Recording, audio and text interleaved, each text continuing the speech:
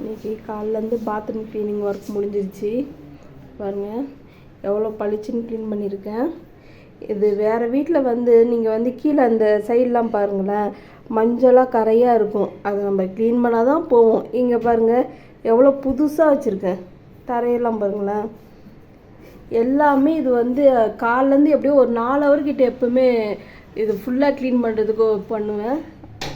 எல்லாமே ஏன்னா இந்த சோப்பு டப்பா கூட அந்த அழுக்காக இருந்தால் கூட எனக்கு பிடிக்கும். அது கூட அந்த இது இல்லாத அளவுக்கு ஃபுல்லாக க்ளீனிங் பண்ணியிருக்கேன்.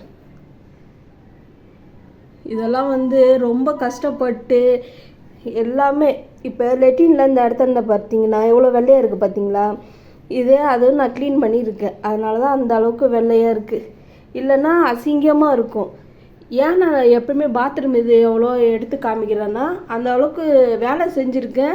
எனக்கு இது கூட ரொம்ப க்ளீனாக இருக்கணும்னு நினைப்பேன். கிச்சன் மட்டும் மற்ற இடம் மட்டும் இல்லை, இந்த பாத்ரூமும் நம்ம பார்க்கும்போது ரொம்ப க்ளீனாக இருக்கணும். இந்த வாஷ் பேசின்னா அதில் ஒரு கரை கூட இருக்கக்கூடாது அப்படின்னு நினைப்பேன். நன்றி.